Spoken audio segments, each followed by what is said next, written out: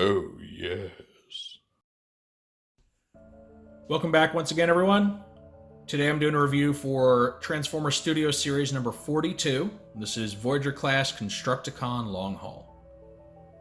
Long Haul, if you don't know, is one of the Constructicons that appeared in the Revenge of the Fallen film, second film in the franchise. And just like in the film, this toy is capable of becoming part of the giant Gestalt Devastator. So, you all know the drill. We're going to take a look at the toy's packaging, look at the instructions, the toy itself, and then I'll give my final thoughts. So Long Haul's packaging, standard Voyager sized box. It's got Transformers brands and all that. Got his name right here. Big picture of him on the front, 42. It's got Transformers Revenge of the Fallen here to tag him in the movie that he appeared in. Toy front and center there. Looking very cool, very detailed. On the side, you just have a close-up of his face with his number and all that. A little caved in on the side, so, thank you, Hasbro Pulse, for your stellar shipping arrangements. On the back, you got renders of Long Haul in his vehicle and robot modes. It takes 21 steps to transform him. This is Pyramid Desert Battle, so that's saying where his little backdrop is located, which was the final battle of the second film. Down here you got a cross-sell for his Wavemate KSI boss, which as of right now I don't intend to get, because he's just a lazy redeco of Nitro Zeus without a new head or anything, so not really catching my fancy.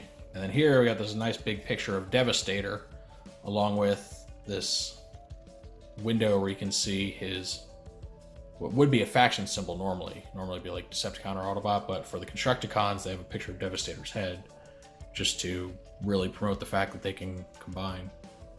Right here are Long Haul's instructions. You got the render on the front. Here starts him off as robot mode, shows you how to transform him to his vehicle mode. And then on the back, got the diagram showing where he goes on Devastator. It's going to be his right leg. And then the transformation from vehicle mode to his leg or foot mode, which I won't be showing that today. I'm going to save all those transformations for the Devastator review. Right, here's his vehicle mode. It's just this massive hauler or dump truck looking thing.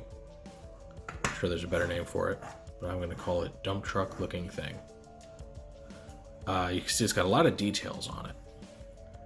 It's got the little driver area there. The door doesn't open, but it's molded to look like it does. Nice paint for the windshields there. Whole lot of details on the front. Some more paint. Pretty nice wheels. The rear wheels are like fully solid, whereas the front ones have that hole where you can see where they clip on. I don't know why they're like that, like why they wouldn't all be like that, but who knows. Plus they're like dualies on the back, so anyway, got these nice details here. You can see his head. It's probably my least favorite part. The inside of the bed is, there's no bottom to it, and there's just his arms chilling there. You can see the back where these sides connect to this piece, and no matter how many times I've kind of fiddled with this, I can't get them to be straight and still tab in here. And in fact, this side right here likes to untab when I mess with it like that. So it's a very cool looking vehicle mode, but it doesn't hold together very well. And then this is obviously a pretty big flaw. It's very unsightly to look down in there and see his hands just saying hi to you there. As far as rolling, rolls pretty well. Doesn't get much purchase on this table, but I'm sure on a rougher surface it would roll just fine. So yeah, very neat looking. Good sized vehicle. It lives up to the Voyager scale quite well. Okay, we're going to do the transformation now. So, first thing, if they haven't already untabbed themselves, untab the sides there. You're going to disconnect these rear wheels. This little tab right here. Just kind of rotate them up for now. And then he's actually holding onto little posts here, his hands. So you're gonna try to kind of remove those. Pull them up. That'll give you some wiggle room to detach these panels right here. See, these kind of insert into some holes, so might take a bit of fiddling to get it out, but all right, so you go ahead and do that. We're gonna bring his arms kind of out of the way, like so. All right, these panels pull out and then you can rotate if you need them to. Really what you're doing is just folding the ends of them in like that, then flipping them back around, pushing them back in. You're just gonna stay like that. So do the same thing here. Pull it out. Push this all the way in. There you go. All right, rotate, push back in. All right. I want to make sure his upper arms are aligned properly. It's supposed to be like that, so this guy needs to be fixed a little bit. There we go. Make sure all the details are showing. His head, you're gonna turn it around like so, so you can actually see what he's doing. Now, this part, you're gonna go ahead and pull up off his feet like that. All right, so you get it up, and then you're just gonna kind of fold it in on itself and make sure this little tab goes into the slot here. And it doesn't like to stay in very well, but mess with it, you can get it. All right, now we separate his legs like so. Gonna rotate them. And then his little toes here, just gonna flip down as far as they go. Like that. And there we go. Just chunky little robot mode. Now, I absolutely love this robot mode. It's very busy, it's got a lot going on, but it doesn't look like a mess. Everything looks very compact. Looks like it's, you know, supposed to be there. The wheels over the shoulders are a nice touch. Kibbles, not too bad, honestly. You know, you got the kind of the truck bed there, but it's got to go somewhere. Got wheels on the backs of his legs, but they're not intrusive at all. He's got a lot of articulation. Head's on a ball joint, so it moves around. The shoulders are hinge and swivel combo, so that's nice. He's got bicep swivel. It's a little tight, but it's there. Single hinge elbows. His hands don't articulate, though they are molded to hold a 5mm post, so you can hold most Transformers weapons.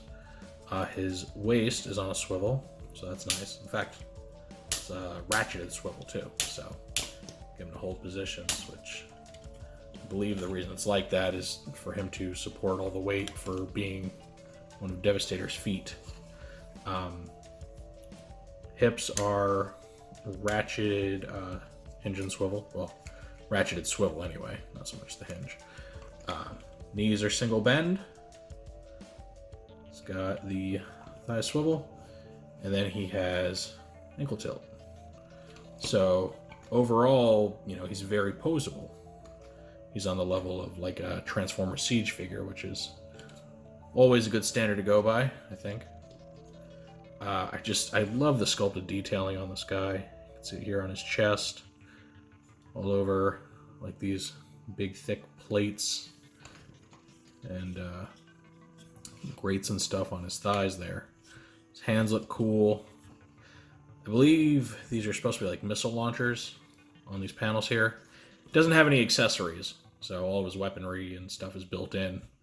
Though I think this guy's meant to be more of a bruiser or a tank than anything. So yeah, he's a very, very impressive looking robot. And honestly, with the Constructicons we've gotten so far, I've been impressed by all of them. I think they all have very creative designs. I think their posability and everything's top notch, creative transformations, and this guy I think is one of the best of those. So it's saying a lot. He does have an older Voyager that was made, I think, in the original Revenge of the Fallen toy line. A lot of people swear by that one. A lot of them like it more than him. His robot mode is much more screen accurate on this toy, but for some people, I guess they just prefer the way he looks on the old toy. To each their own. I don't have the original Voyager, so I don't have anything to go off of. I'll just say they're both probably pretty solid figures. Alright, this is Long Haul's background display. As you can see, it's the battle by the pyramid scene at the end of the Revenge of the Fallen film. And there's this large shadow looming here along the ground. I think it's supposed to be Devastator. I'm not sure. I mean, a cool touch if it is, though a little immersion breaking. Because if you go ahead and put old Long Haul on here, show him off for everybody. Looks cool, but he should be part of that Devastator that's casting a shadow, so I don't know. Maybe it's not Devastator. Maybe it's supposed to be the Fallen or something. It's really hard to tell. But, he looks pretty awesome standing here, in front of the pyramids. Because of his back kibble, his feet kind of dangle off the edge a little bit. Though with, some different posing, you might be able to fix that. But yeah, I mean, that's really all there is to say on Long Haul for now. He's starting to show up in stores now. I got this one offline, but I have seen a few on, I think, Target store shelves, along with the KSI Boss toy that I really don't plan on getting, because they couldn't even be bothered to give him a new head to make him look like KSI Boss. So, sorry, Hasbro. But yeah, fully recommend him. For $30, you're getting a really nice toy. But that is just how I feel about him. Let me know what you think of Long Haul in the comments section. If you like this review and you want to see more like it, make sure to subscribe and hit that notification bell so you always get a heads up when I post something new. I hope you enjoyed this look at Studio Series Long Haul, and with all that said, I will see you next time.